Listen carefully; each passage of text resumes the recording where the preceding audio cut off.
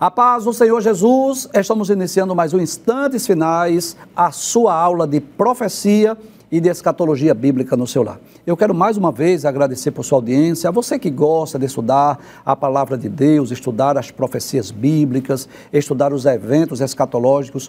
Muito obrigado por sua audiência, a você que nos acompanha pela internet ou pela TV. Que Deus te abençoe, que as bênçãos do Senhor Jesus continuem sendo derramadas sobre a sua vida, sobre a sua família.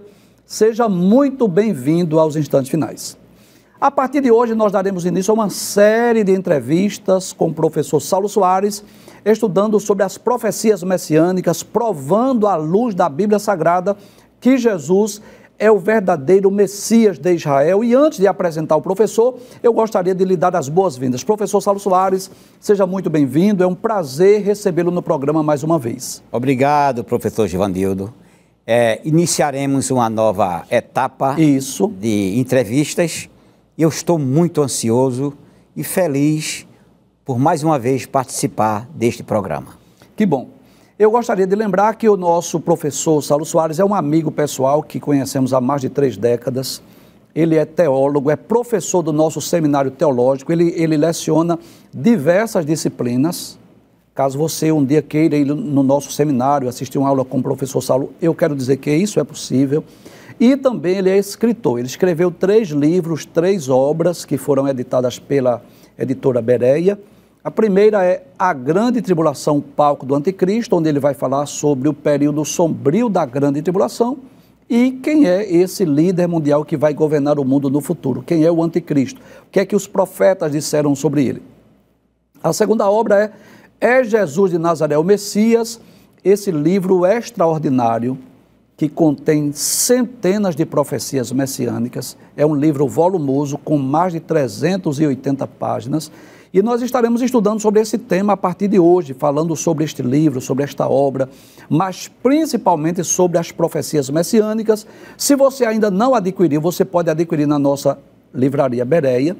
Você pode acessar o site www.livrariabereia.com.br e receber no conforto da sua casa. E olha que privilégio, você terá a oportunidade de estudar o conteúdo desse livro com a sua Bíblia, ouvindo as explicações do professor Saulo Soares. E detalhe, se você tiver dúvidas, se você tiver alguma pergunta, você manda para nós e nós responderemos aqui no programa.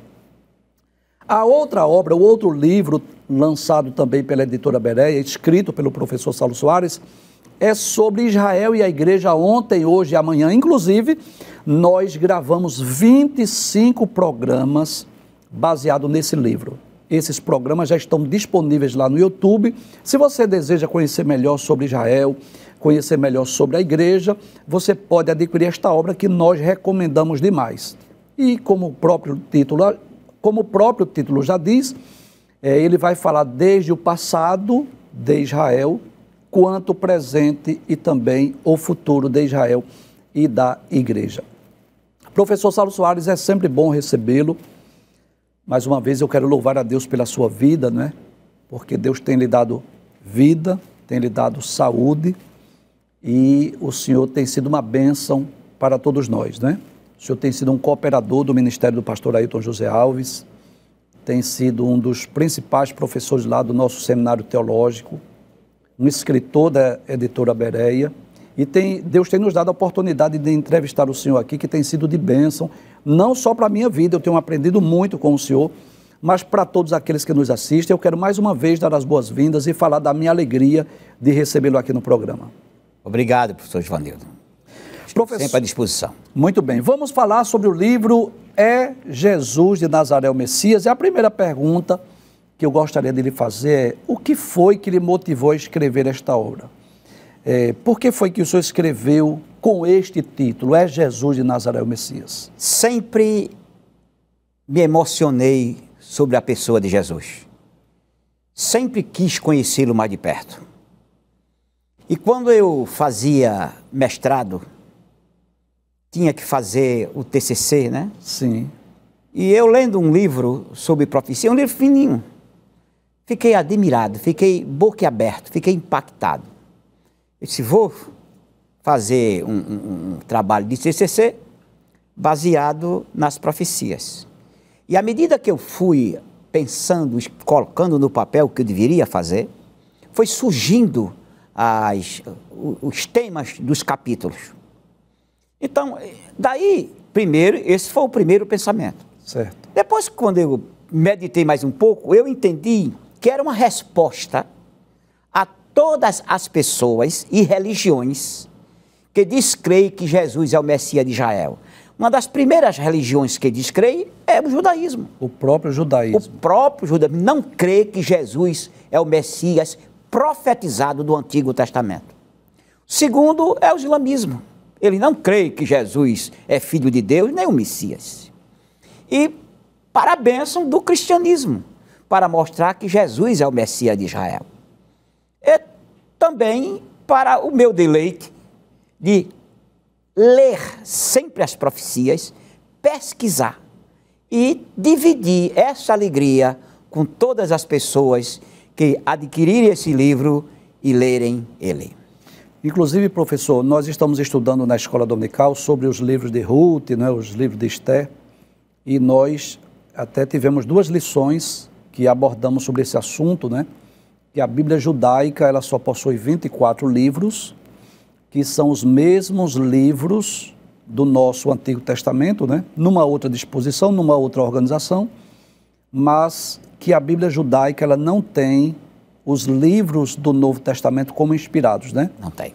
Já que eles não creem que Jesus é o Messias, sim, então eles não creem na inspiração dos evangelhos, na inspiração do livro de Atos, na inspiração das epístolas paulinas e também na inspiração do livro do Apocalipse. E é bom nós lembrarmos que a salvação, ela depende da fé em Cristo. Ninguém poderá ser salvo se não receber Jesus como seu salvador pessoal. Então esse livro, professor, ele é de suma importância para que todos possam crer que Jesus não é apenas o líder de uma religião. Ele não é apenas um líder espiritual, ele não é apenas o fundador do cristianismo, mas ele é o próprio Filho de Deus, o Messias, o enviado de Deus. Sim, senhor. Eu fico feliz que esta obra, que a princípio foi uma tese de mestrado, de repente ela se torna num livro e ela chegou em nossas mãos. Então eu não sei nem se eu preciso perguntar, mas eu vou perguntar. Quem é o público-alvo desse livro? Eu acredito que o senhor não está visando apenas os judeus, apenas os muçulmanos. Eu acredito que o senhor tem um público-alvo mais abrangente. Os cristãos. Isso. Os cristãos precisam aprender quem é Jesus. Isso. A trajetória de Jesus. O senhor acabou de falar aí que a Bíblia dos judeus, ela não menciona algo do Novo Testamento. Isso. Nós, os cristãos, sempre falamos que o ministério profético terminou em João. Nós, o cristianismo. O judaísmo diz que o ministério profético terminou em Malaquias. Portanto, nosso público-alvo são os crentes. Porque nós, os crentes, precisamos, repetindo, mais uma vez, entender quem era Jesus. Visto também, professor Givanildo, que a mídia hoje, essas redes sociais, estão recheadas de pessoas querendo like para ganhar um dinheirinho. Exato. Certo? Então eles criam, Jesus não era o Messias. Eu estou aqui comigo, provo que Jesus não é o Messias. Ele vai provar para quem? Uhum. Ele vai provar para judeus, para neófitos, para o mundo. Outros dizem, olha, Jesus, ele cometeu um pecado. Aí o povo vai lá ver, ele quer like. Like, exatamente. Então eles mentem direto para ter like. Então, nesta obra que está à disposição de quem quiser adquirir, nós trabalhamos a pessoa de Jesus para os cristãos, que é o primeiro alvo. E o segundo alvo, todo aquele que quiser aprender sobre Jesus. Eu gostaria de mencionar aqui alguns textos bíblicos que me veio à mente agora. Primeiro, está na primeira epístola de Pedro, capítulo 3, versículo 15, quando Pedro diz assim, olha, antes santificai a Cristo como Senhor em vosso coração, e estáis sempre preparados para responder com mansidão e temor a qualquer que pedir a razão da esperança que há em vós. Ora, é claro que você que é cristão, você que é evangélico, você não tem dúvida alguma que Jesus é o Filho de Deus, que Ele é o Messias. Mas a pergunta é, caso você se depare, por exemplo, com um judeu com alguém que não crê que Jesus é o Messias, a pergunta é: será que você está preparado para responder com mansidão e temor? Será que você está preparado para dizer que realmente Jesus é o Messias? Baseado em quê? Quais são as suas provas, os seus argumentos? Então isso vai lhe ajudar. O outro texto que eu lembrei, meu professor, está em João capítulo 20, versículos 30 e 31, quando João, ele diz assim: olha, Jesus operou muitos outros milagres que não estão escritos neste livro. Estes, porém, foram escritos para que creiais que Jesus é o Filho de Deus e, crendo, tenhas vida em seu nome, não é? Ou seja, a partir do momento que as pessoas passam a crer em Cristo como Messias, como Filho de Deus, como Salvador do mundo, essas pessoas passam a obter a sua salvação. Então esse é o maior objetivo. Eu lembro-me também de duas perguntas feitas por Jesus aos discípulos, né, quando estava ali junto às partes de Cesareia de Filipos, que está em Mateus capítulo 16, Jesus fez duas perguntas. A primeira foi: quem dizem os homens ser o Filho do Homem? Em outras palavras, Jesus estava perguntando: o que é que as pessoas dizem a meu respeito? Todas as respostas foram erradas ou incompletas. Os discípulos disseram assim: uns dizem que tu és Elias, Jeremias, João Batista, um dos profetas, né? Então erradas porque Jesus não é Elias, não é Jeremias, e incompleta porque Jesus não é apenas um profeta, ele é muito mais do que um profeta. E aí Jesus faz a segunda pergunta: e agora vocês? Quem vós dizeis que eu sou? Agora Jesus estava perguntando ao grupo seleto dos 12 que estava com ele. Perceba, somente Pedro é quem responde: eu digo que tu és o Cristo, o Filho do Deus vivo. E Jesus lhes diz: tu és feliz, tu és bem-aventurado. Não foi carne e sangue que tu revelou, mas meu Pai que está nos céus. E eu posso dizer isso, professor Saulo, sem medo de errar. Se nós fôssemos fazer uma pesquisa perguntando quem é Jesus, muitas respostas seriam errôneas ou equivocadas. Tem muita gente que vê Jesus apenas como o fundador do cristianismo, apenas como um profeta, apenas como um revolucionário, um guia espiritual, um líder, um guru, enfim, um espírito de luz. E eu torno a dizer mais uma vez: essa nossa visão acerca de Cristo, essa nossa compreensão, ela vai resultar ou poderá resultar em salvação ou condenação. Por isso, a importância de nós sabermos quem é Jesus e estarmos preparados. E aí, professor, esse livro maravilhoso, o senhor vai falar muito sobre as profecias messiânicas. Eu gostaria que o senhor explicasse para os nossos queridos telespectadores o que é uma profecia messiânica. Bem, a profecia messiânica, ela fala de um ungido que viria. A palavra Messias, no hebraico, Messiá, é ungido. Ungido para algo específico. 3 personagens no Antigo Testamento eram ungidos para algo específico. O sumo sacerdote ungido para interceder, o rei ungido para governar e o profeta ungido para falar em nome de Deus. Então, todos esses 3 termos, todos eles eram o ungido ou Messias com letra minúscula. Aí então, a partir de Moisés, ele diz que virá o ungido, o artigo definido O maiúsculo. Sim. E o maiúsculo também. Ou seja, este ser, este personagem que viria, reuniria essas 3 unções: sacerdote, rei e profeta. Daí os profetas do Antigo Testamento profetizarem sobre ele. Um dos maiores profetas, ou melhor, o maior volume de profecias sobre o Messias está em Isaías. E por isso ele é conhecido como profeta messiânico. Isto.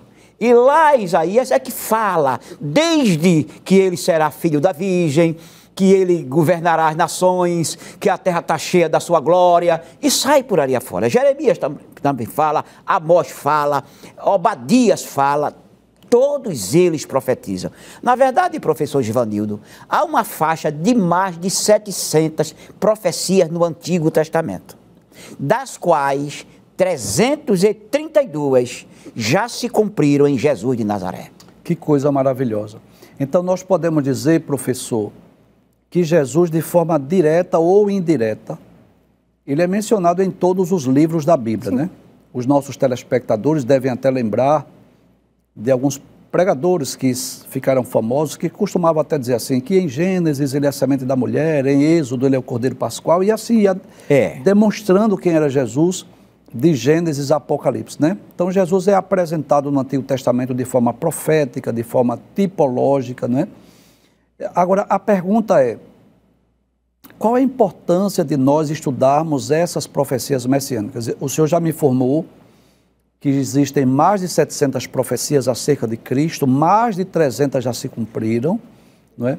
Mas para a pessoa que está em casa, vai fazer essa pergunta, qual a importância de estudar essas profecias messiânicas? Saber como Jesus chegou até nós, os gentios. Por que ele chegou e como chegou?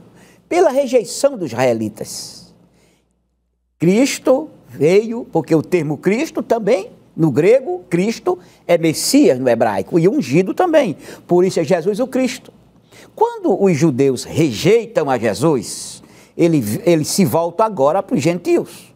Portanto, a relevância de se entender as profecias messiânicas é o que estava prometido para Israel e o que ainda vai se cumprir praticamente na íntegra e veio para nós. Como está escrito, ele veio para o que era seu, ou seja, o mundo, as coisas, e os seus o rejeitaram. Quer dizer, os israelitas o rejeitaram. E lá em Mateus 21 e 43, ele diz assim, o reino de Deus será tirado de vós e dado a outro povo. Então, nós recebemos a pessoa de Jesus rejeitada pelos judeus. Então, a importância está aí.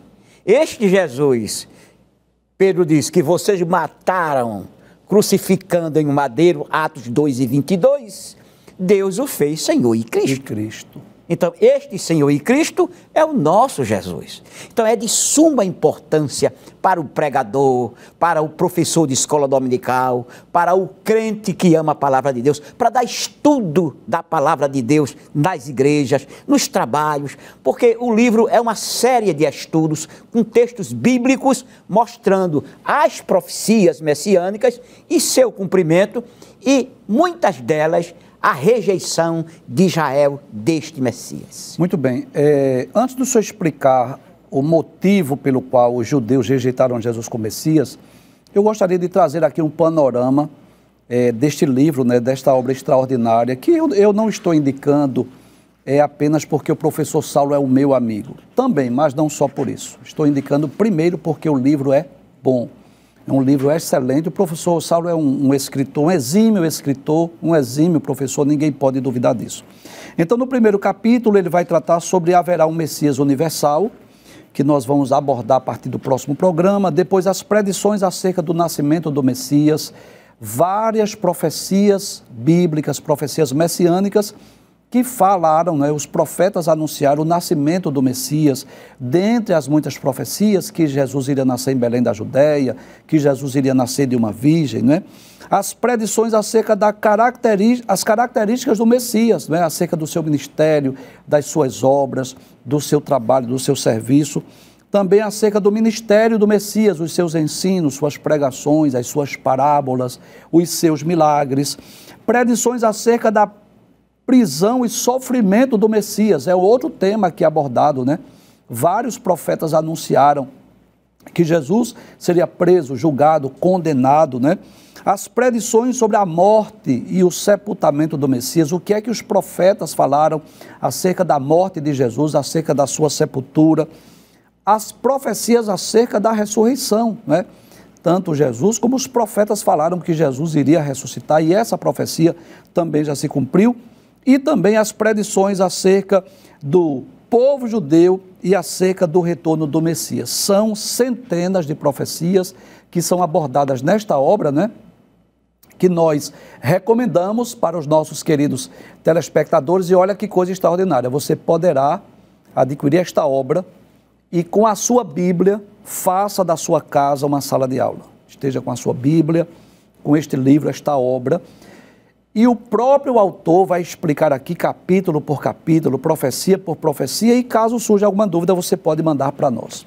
Professor, um caso intrigante que atravessa milênios por que os judeus rejeitaram Jesus como Messias. Olha, eu fico imaginando, professor, primeiro que os judeus tinham as escrituras em mãos. Os escribas, né? Os principais dos sacerdotes, eles eram os mestres de Israel, os fariseus, os saduceus. Eles deveriam ser os primeiros a receber o Messias. E aí João vai dizer no primeiro capítulo do Evangelho, Jesus veio para o que era seu e os seus não receberam. Ou seja, que coisa interessante. Jesus foi recebido pelos gentios e rejeitado pelos judeus. Como pode isso? Como a gente pode explicar isso, professor? A rejeição de Jesus como Messias pelo povo que tinha em mãos as Sagradas Escrituras. Professor Givanildo, o assunto mais completo está no livro, porque são vários pontos que a gente aborda. Vários argumentos. Agora, o do argumento mais firme é este, que os judeus rejeitaram a Jesus, o carpinteiro de Nazaré. Lembre-se, eu estou citando carpinteiro de Nazaré. Sim. Porque justamente ele era um homem simples. Sim. A vaidade, o orgulho, a soberba religiosa, ó, não estou falando de crente, estou falando religiosa. Porque salvo não é religioso, salvo é salvo. Religioso é quem procura Deus através de religião. Deus nos encontrou através de Cristo. Os religiosos procuram Deus através de religião. Então, os judeus se tornaram religiosos. E Deus sabia disso e as profecias foram pistas. Deus estava dizendo, olha, quando ele vier, quando ele chegar, vai acontecer isso. Olha, ele é o descendente de Davi, ele reinará para sempre, ele porá os inimigos debaixo dos seus pés, ele será o cabeça, todos se dobrarão diante dele. Aí os judeus se tornaram vaidosos, soberbos, orgulhosos. Eles esperavam, professor, um Messias político, guerreiro, que nascesse num palácio, rico, num berço de ouro, que andasse montado num cavalo branco, que andasse nas melhores carruagens. De repente chega Jesus montado num jumentinho, Jesus andando, atravessando o mar da Galileia, no barco dos pescadores, pessoas simples, né? Mãos calosas, era carpinteiro, percata. Deixa eu dizer uma coisa a vocês. Os caminhantes, os pobres da época de Cristo, eles não usavam sapatos, usavam alpercatas. A sola era de madeira e amarrada com couro cru nas pernas. Você imagina Jesus caminhando nas ruas empoeiradas de Canaã, de sandália com solado de madeira, seus pés empoeirados, seu rosto suado, seu cabelo amarrado, ele falando a palavra. Qual a pessoa orgulhosa que olha para a riqueza, olha para o status, perceberia neste homem o Messias? Exatamente. Eles não ligaram, não se convenceram que ele era o Messias através dos sinais. Eles queriam provas. Prove que você é o Messias. Não, já disse, não. A prova que vocês têm está na Escritura. Examinar as Escrituras, porque cuidaste nela a vida eterna, são elas que de mim testificam. Sim, são elas. Vocês já têm, vou provar o quê?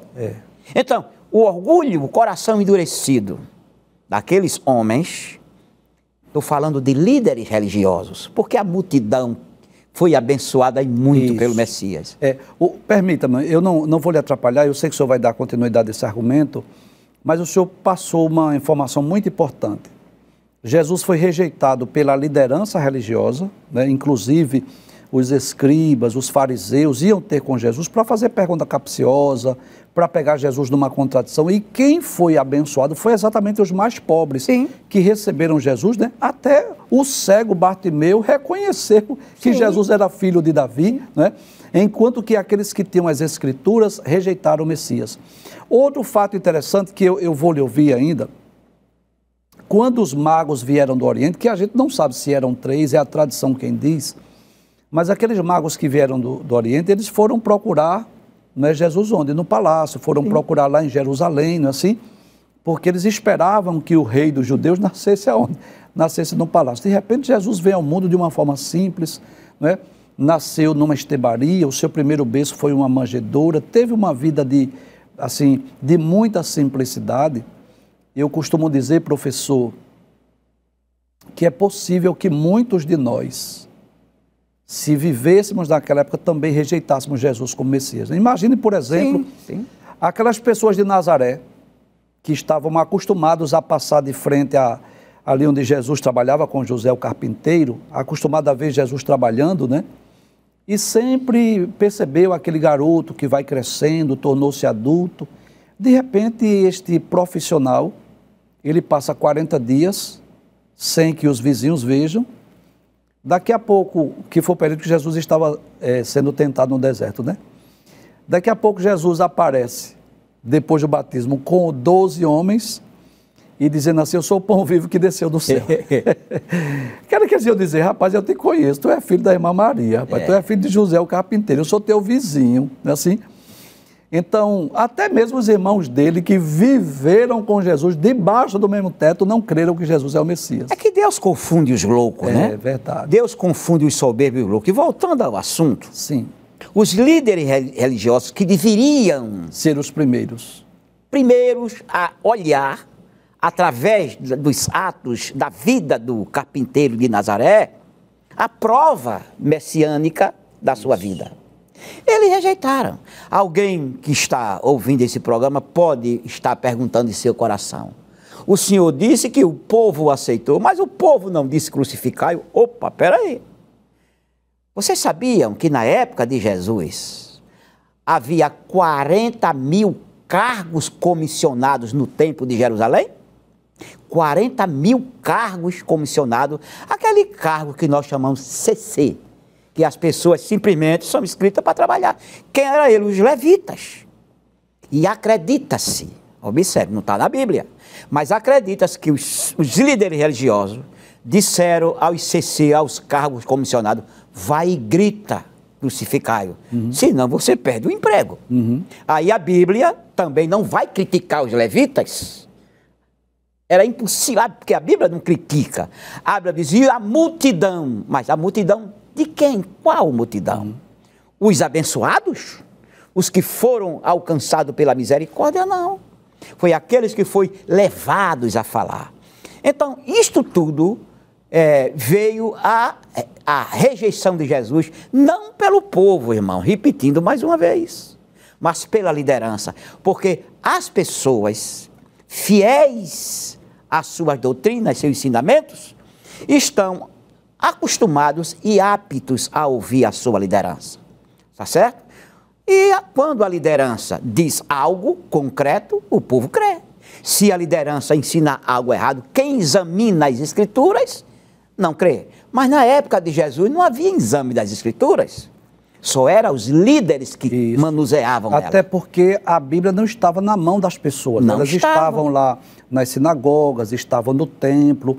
Era algo restrito aos sábados, quando eles iam para a sinagoga ou para o templo, né? Ou seja, o povo não tinha essa oportunidade que nós temos hoje de termos a Bíblia no celular, a Bíblia em casa, a Bíblia no computador e examinarmos as Sagradas Escrituras, não é assim? Sim. Então, o que acontece? Eles iam para as sinagogas aos sábados e aprender leis. E mais 613 acréscimo na lei que os judeus ensinavam. Na verdade, aqueles líderes religiosos viviam de tradições. Aí chega o carpinteiro de Nazaré. Eu sou o pão vivo que desceu do céu. Sou a água da vida, quem tem sede vem a mim e beba. Isso causou um reboliço. Exato. Agora, o maior problema ainda não era esse. Era a sabedoria dele. Que chamava a atenção de atenção. Sem que ele tivesse aprendido com aqueles mestres. De onde vem a sabedoria desse homem? Estudar onde? Se vocês prestarem atenção nas Escrituras Sagradas, como vão adquirir o livro, quem não o tem, e ler, você vai ver que em Jerusalém ele não foi bem recebido. Foi recebido na Galileia. Por que ele não foi bem recebido em Jerusalém? Por causa da classe teológica dos teólogos de Jerusalém, da classe sacerdotal, dos escribas, dos saduceus, dos estudantes da lei, criticavam ele. Mas o povão da Galiléia, os necessitados, os desamparados, olhavam para ele.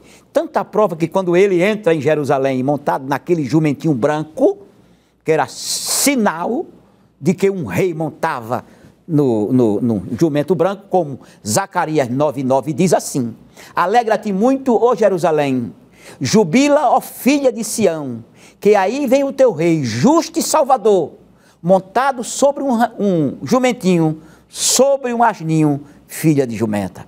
Jesus entrou em Jerusalém montado no animal, assim, branco, mostrando o que era. E o povo vibrava. Mas o povo vibrava querendo o quê? Que Jesus destruísse os inimigos e criasse um trono para ele sentar. Essa era a visão dos judeus. Um Messias político, né? Um Messias guerreiro, um Messias revolucionário. Até porque, claro, as profecias dizem que o Messias irá reinar sobre toda a terra, e eles imaginaram que isso seria de forma imediata, não é? Isso, professor João. Então, Jesus veio a primeira vez para nos trazer uma liberdade espiritual, uma libertação espiritual. Em Hebreus 9, 28 diz isso, né? Que Cristo apareceu a primeira vez para tirar os pecados de muitos e aparecerá a segunda vez sem pecado para os que esperam para a salvação. Então, Jesus veio para nos libertar do domínio do pecado, do domínio de Satanás. No futuro, aí sim, ele irá reinar sobre o mundo inteiro. Mas eu quero crer, professor, que essa visão, né, de um Messias político, revolucionário, guerreiro, eles esperavam um Messias que dissesse assim: vamos pegar espadas, vamos lutar contra Roma, vamos libertar o povo judeu do domínio romano. Eles esperavam, só que Jesus veio exatamente para ir à cruz do Calvário, para dar a sua vida por nós, para nos libertar de um jugo ainda maior. Porque o pecado, o domínio de Satanás é um jugo pior do que o domínio romano. E isso eles não entenderam. É outra coisa, a gente tem isso no livro, um capítulo quase inteiro. Judas, por exemplo, ele era um seguidor de Cristo, um amante de Israel, ou era um aproveitador? Nas universidades de direito, sempre, quase sempre, se faz o julgamento de Judas. Judas é culpado porque traiu Jesus? Por que essa história? E eu trato disso na obra. É que eles dizem que Judas traiu Jesus porque Jesus não queria lutar contra Roma. Aí Judas, irado, certo? Muito irado com Jesus, que Jesus não queria pegar a espada para lutar contra Roma, porque era muito fácil ter um rei que multiplicava pão quando tivesse com fome, transformava a água em vinho, curava os enfermos, e se matasse um seu seguidor, ele ressuscitava. Olha, que bênção. Era uma bênção. Então, este homem seria um rei, um líder tremendo. E dizem que Judas olhou para Jesus, chamando Jesus para liderar essa batalha, e Judas não quis aí, Jesus não quis, Judas traiu Jesus, ou não. Judas era um aproveitador. A primeira vez que ele aparece na Bíblia, aparece ele perguntando aos sacerdotes: vocês me dão quanto para entregar ele na vossa mão? Então, foi os próprios judeus que não viram em Jesus o Messias profetizado, mas apenas um carpinteiro humilde e pobre em Jesus de Nazaré. Professor, a pergunta é: Jesus se esforçava para dizer assim: eu sou Cristo, eu sou Messias, eu sou enviado de Deus, eu sou o cumprimento das profecias? Havia, por parte de Jesus, esse esforço, essa preocupação de dizer quem era, ou não? Ou apenas ele demonstrou isso em algumas ocasiões esporádicas e deixou que as pessoas mesmo chegassem a essa conclusão? Ele deixou que as pessoas chegassem a essa conclusão. Ou seja, Jesus não impôs, certo? Quando perguntavam a ele disse: as Escrituras falam, as Escrituras dizem. Num dos momentos que a gente encontra é quando ele manda os 70, não é? Manda 12, depois 70. Isso. E ele lhe delega poder. Exato. Ali está mostrando, mais uma vez, que o Messias estava ali. Ele era o Messias. Então ele fez algo com Israel antes da igreja. Ele usou os israelitas para operar milagres. Sim. sem serem batizados com o Espírito Santo, Isso. sem o Espírito Santo morar neles, simplesmente com a autoridade. Quem estava falando é o Messias. E o Messias ainda disse, não alegrai-vos por isso, mas que vosso nome está escrito no livro da vida. Eu sempre gosto de dizer, e percebi isso lá no começo da minha fé, quando a gente lê os evangelhos onde está inserida os trabalhos de Jesus, Mateus, Marcos, Lucas e João, Jesus começa pregando o evangelho como um novo convertido, alegre com aquela situação, sem esperar a traição dos judeus, só que ele sabia de tudo. Eu acho lindo Jesus pregar o evangelho, mostrar que ele era o Messias através de suas obras, dos milagres, de suas palavras, sabendo que ia ser traído. Em nenhum momento antes dele ir para Jerusalém para ser traído, ele disse, olha, eu vou ser traído, vocês aqui, um dia... Não, ele não trabalhou dessa maneira. Ele sempre procurou juntar. Foi lá, na ceia, né, que ele disse que havia um traidor. Isso. Professor, uma das coisas mais intrigantes, vou dizer assim, da Bíblia, é o testemunho de João Batista, né? João Batista veio ao mundo de uma forma miraculosa, né? Seu pai já era velho, sua mãe era estéril, Deus fez um milagre, ele é o precursor do Messias. João Batista teve a oportunidade de batizar Jesus. Teve a oportunidade de ver o Espírito Santo descer sobre Cristo, de ouvir a voz do céu dizendo assim, esse é o meu filho amado em quem me comprazo. João Batista disse, esse é o que batiza com o Espírito Santo. João Batista disse assim, eis o Cordeiro de Deus que tira o pecado do mundo. Mas que coisa interessante. Quando João Batista está preso, ele manda perguntar se Jesus era o que havia de vir ou se deveria esperar outro. Por que essa pergunta? Não sei se ele, por algum momento, ele mesmo duvidou ou se havia uma expectativa de dois Messias. Como a gente entender isso, professor? A pergunta é interessantíssima e a resposta ainda mais interessante. Sabe que um teólogo é feito a partir do conhecimento das Escrituras? Sim. E de obras que ele lê e de trabalho que ele escreve, tá certo? E todos os judeus iam para a sinagoga aos sábados. Aprender o quê? Aprender sobre a lei. E um dos assuntos mais interessantes que eles trabalhavam na sinagoga era sobre o Messias. Porque Israel, no centro da mensagem dos judeus, estava a vinda do Messias, como para a igreja está a vinda de Jesus. Era a vinda do Messias para ele e para nós a vinda de Jesus para arrebatar a igreja. Então, tudo sobre o Messias era estudado. E quando eles leram o capítulo 53 de Isaías nas sinagogas, que eles leram que o Messias seria morto e enterrado, isso causou um alvoroço. Foram para as bancas, os teólogos tiveram que se explicar. Discutir o que é isso, o Messias vai morrer. Aí criou-se vários pontos de vista, várias polêmicas. Aí chegaram a uma conclusão. A conclusão era que haveria dois Messias.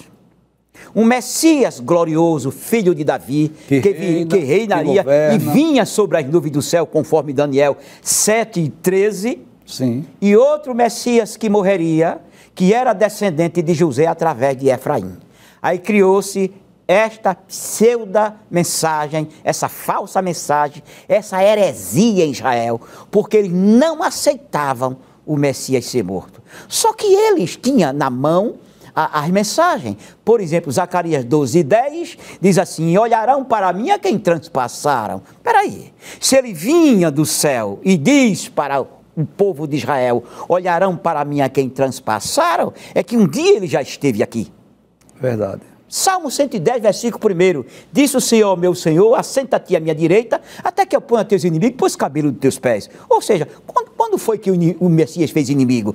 Na terra. Portanto, esta vinda que ele vinha sobre as nuvens do céu, ele já tinha estado na terra. Daí, esse capítulo 53 de Isaías ficou. Não se comenta mais o capítulo 53 de Isaías nas sinagogas. Aí João, como um assíduo frequentador da sinagoga para aprender sobre a lei, ouviu e ficou conhecida dele essas duas mensagens, dos Messias.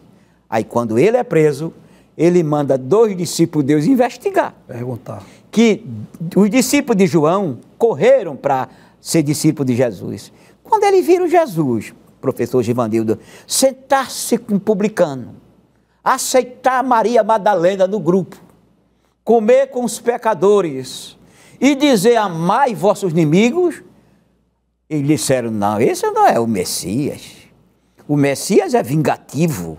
O Messias, ele vem a quebrar tudo. Porque diz, é olho por olho, mão por mão, pé por pé e dente por dente. Este aí não diz para amar os inimigos, eles correram para João. Disseram: João, aquele camarada que tu dissesse que era o Messias, não é não, João. Por quê? Aí contaram a João. Aí João, como sabia da história dos dois Messias, manda os discípulos perguntar a ele: és tu aquele que haveria de vir ou a gente espera outro? Ou seja, és tu o filho de Davi ou filho de José do Egito através de Efraim? Jesus não teve demora. Fez vários milagres, que é o sinal messiânico do Messias. Que benção. Vai e dizer a João isso, o que viste e ouviste. Que bênção. Muito bem, olha, nós temos muito que aprender. Eu vou falar de mim, tá? Eu fiquei maravilhado com a série aqui, entrevistando o professor Saulo Soares. Foram 25 entrevistas sobre Israel e a igreja ontem, hoje e amanhã, e esta temporada não será diferente. Hoje foi apenas a primeira dentre muitas que nós vamos estar aqui palestrando, conversando. Eu sei que você tem muito a aprender e o meu conselho é adquirir essa obra para que você possa ler em casa, junto com a sua Bíblia, ouvindo as explicações do professor, e se você tiver alguma dúvida, você manda a sua pergunta para nós. Nós vamos a um breve intervalo e voltamos dentro de instantes. Até já.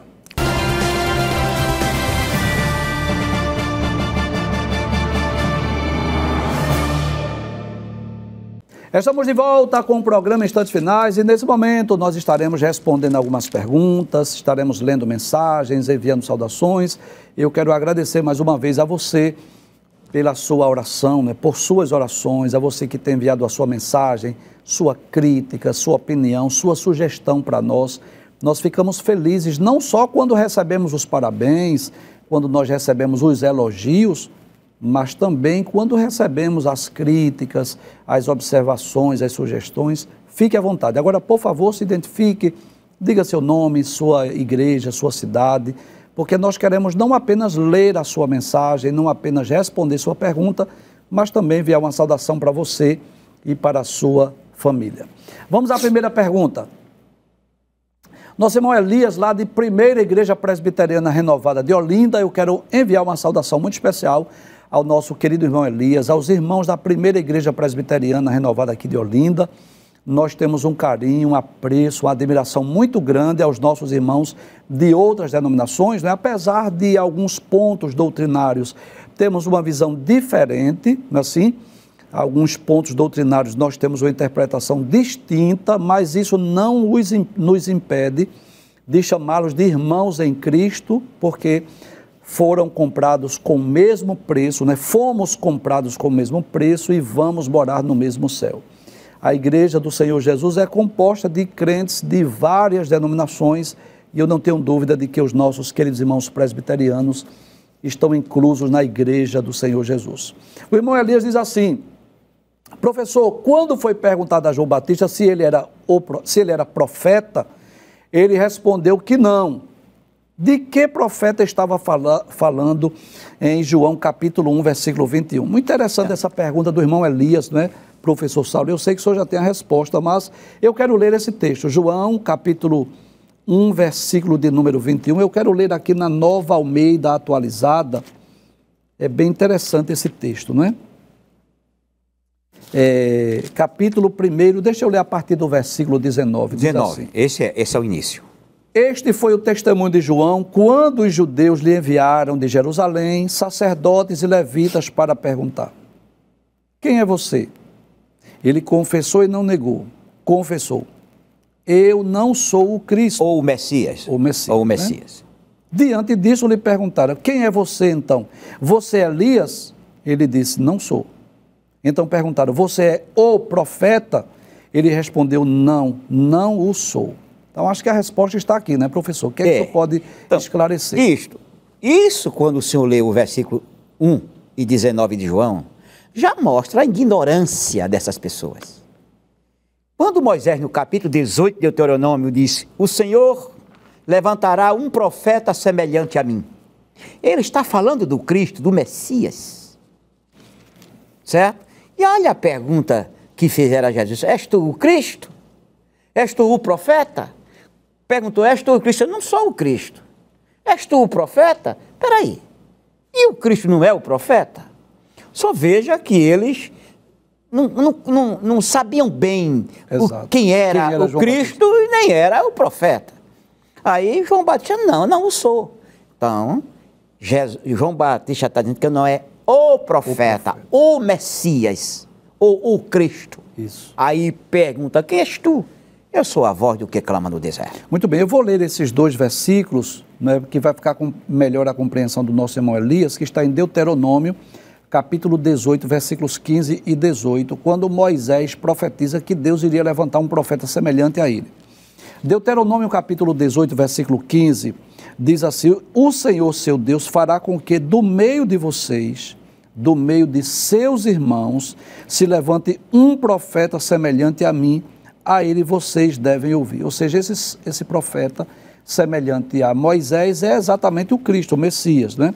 Versículo 18 diz assim: farei com que se levante do meio de seus irmãos um profeta semelhante a você, em cuja boca porei as minhas palavras, e ele lhes falará tudo o que eu lhe ordenar. Então, na verdade, irmão Elias, a pergunta desses líderes religiosos para João não é se ele era um profeta, porque isso ele era um profeta. Ele foi o último dos profetas do Antigo Testamento ou da Antiga Dispensação.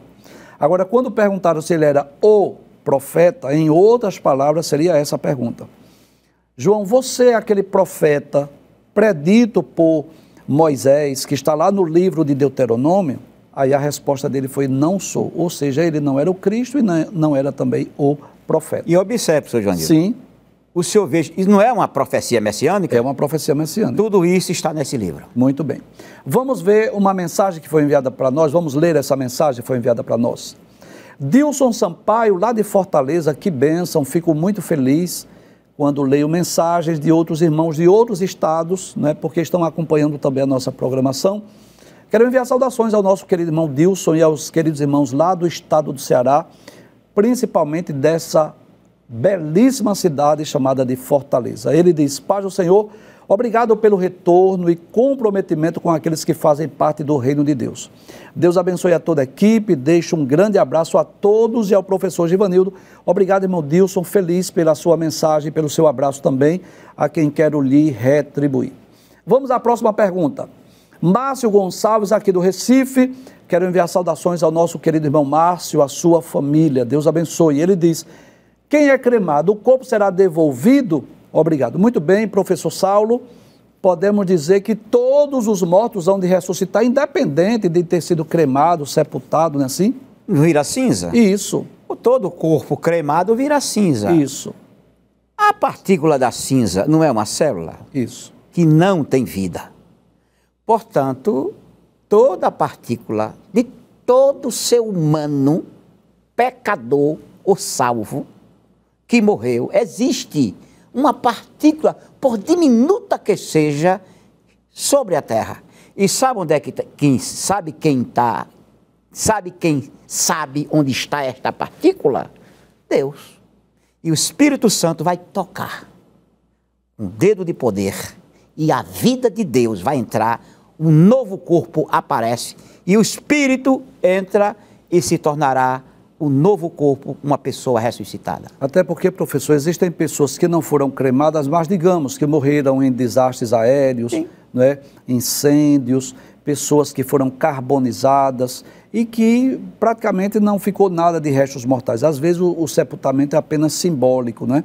Porque alguém que, por exemplo, morreu afogado, morreu no naufrágio, seu corpo nunca foi encontrado, mas podemos dizer, irmão Márcio, à luz da Bíblia Sagrada, que todos os mortos, justos e injustos, crentes e não crentes, todos hão de ressuscitar, independente da forma que eles foram mortos ou da forma que eles foram sepultados. A ressurreição, na verdade, é um milagre. Deus trará mais uma vez a vida a essas pessoas E claro, para os justos, para os salvos, desfrutarão de uma eternidade feliz e segura com Deus do céu. E para os ímpios, incrédulos e pecadores, infelizmente, mas é o que a Bíblia diz, um futuro de vergonha e de desprezo eterno. Vamos ler mais uma mensagem? Manuel Marcelo, de Jardim Fragoso, Olinda, eu quero enviar saudações ao nosso querido irmão Manuel Marcelo, aos nossos queridos lá de Jardim Fragoso, em Olinda, e eu quero enviar saudações também ao evangelista Saulo José, que é o coordenador desta área, Deus abençoe. O irmão Manuel diz assim: amo este programa em instantes finais, a paz do seu irmão Joanildo, amado do Senhor. O Senhor pode nos mandar uma saudação, irmão Manuel e minha esposa Sulamita? Pois não, irmão Manuel Marcelo, irmã Sulamita, obrigado à sua audiência, obrigado por sua mensagem, e eu envio saudações aos queridos irmãos aí de Olinda, lá em Jardim Fragoso. Vamos à próxima pergunta. São duas perguntas. Primeira, Adriano, lá da área 70, que acredito que seja a mesma área aí do evangelista Saulo José, não é? Lá de Jardim Fragoso. O irmão Adriano diz assim: a paz do Senhor Jesus, depois da grande tribulação e do milênio, a igreja habitará aqui na terra, mesmo a Bíblia relatando sobre o novo céu e a nova terra. Essa terra que a gente habita hoje, ela vai ser transformada? Muito bem, acho que nós respondemos essa pergunta, professor, quando estudamos sobre Israel e a igreja ontem, hoje e amanhã, não é? E nós dissemos, né, permita-me lembrar aquilo que nós já vimos, inclusive, irmão Adriano, se o senhor não assistiu os últimos programas dessa série de entrevistas sobre Israel e a igreja ontem, hoje e amanhã, tratamos exatamente sobre isso, sobre o estado eterno e perfeito. E aí nós vimos, né, à luz da Bíblia Sagrada, que depois da grande tribulação e do milênio, a igreja habitará na Nova Jerusalém. O destino final da igreja será na Nova Jerusalém, embora que aqui na terra, nessa terra que será restaurada, ainda haverá pessoas em corpos físicos e naturais, mas a eterna morada dos salvos é na Nova Jerusalém, né? Então, essa terra que a gente habita hoje, ela vai ser transformada sim. João disse: eu vi um novo céu e uma nova terra. Isso está em Apocalipse capítulo 21, versículos 1 e 2. Então, cremos sim que essa terra será transformada. Agora, o irmão Ezequias Martins, lá de Peixinhos, Olinda, quero enviar saudações ao irmão Ezequias, aos queridos irmãos aí de Peixinhos, né? Da área 16 e adjacências. O irmão Ezequias diz: a paz do Senhor, professor, no final da grande tribulação, aqueles que vencerem com Israel, sendo gentios, eles irão para o novo céu e a nova terra? E nós, a igreja, vamos morar no céu e descer juntamente a juntar-se com eles para sempre? Ficaremos indo e vindo aqui na terra? São duas perguntas bem semelhantes, né, professor? O que é que o senhor pode acrescentar mais aí para enriquecer mais a informação? Na verdade, a igreja vai para o céu antes do início da grande tribulação. Isso. No final da grande tribulação, a igreja vem com Cristo. Para quê? Para julgar as nações gentias, 25 de Mateus, fazer o julgamento de Israel, 20 de Ezequiel, e dar uma geral na terra, né? Fazer uma regeneração na terra, para começar o reino milenar. Isso. A igreja estará com Cristo durante todo o reino milenar. No fim do reino milenar, Satanás é solto, tenta as nações. 1 milhão de pessoas seguem o conselho do diabo e são mortos quando o fogo vem do céu. Inicia-se o juízo final e depois começa o estado eterno. Portanto, a igreja não estará indo e vindo. A igreja estará na eternidade, na Nova Jerusalém. Céu e terra serão a mesma grei. Se quiser ir no céu, vai. Se quiser, fica aqui na terra. Mas eu quero dizer com isso, não quer dizer que haverá um vai e vem. Jesus disse em João 14:3, onde eu estiver, você estará também. Então, nós estaremos onde Jesus estiver. Muito bem.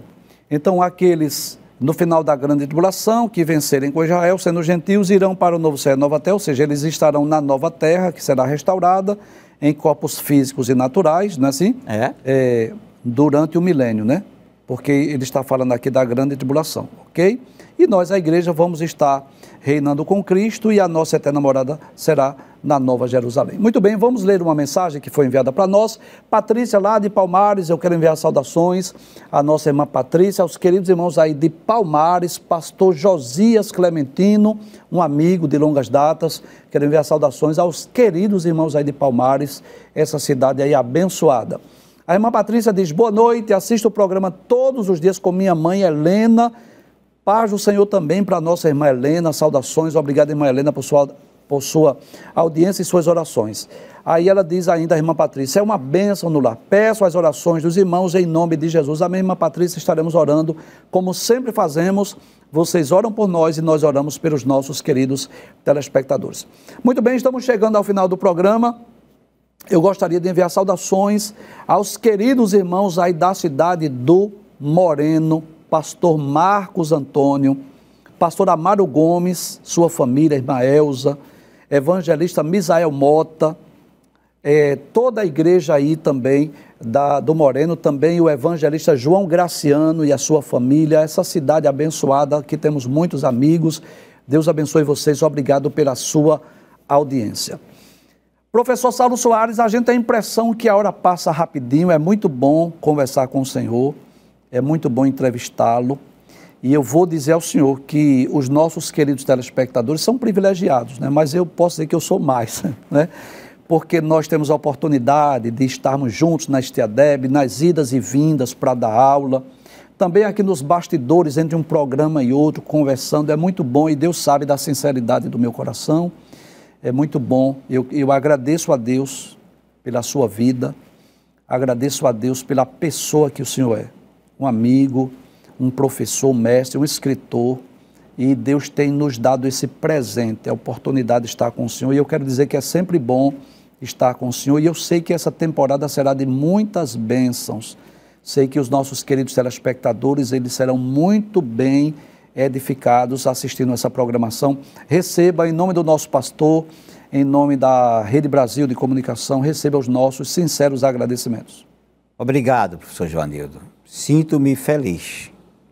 E quero dizer a quem nos escuta e nos vê, Givanildo é nosso amigo há mais de 30 anos. E tem uma coisa, eu não tenho fastio da presença dele.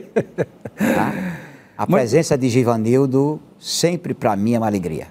Muito bem, eu gostaria de lembrar que segundas e terças-feiras às 21h30 nós continuaremos com aquela temporada, a atualidade da mensagem dos profetas maiores, né? Já estamos estudando agora o livro do profeta Jeremias, todos os programas sobre o livro de Isaías já estão lá disponíveis lá no YouTube, mas aos domingos às 17h30 e o reprise também às quintas-feiras às 16h, nós continuaremos com essa abençoada entrevista com o professor Saulo Soares, estudando as profecias messiânicas. Olha, eu tenho certeza disso.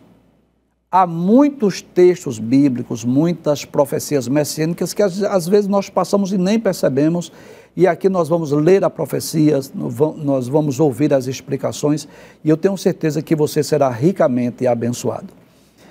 Até o próximo encontro, se Deus assim nos permitir, a paz do Senhor Jesus. Não esqueça, nós estamos nos instantes finais.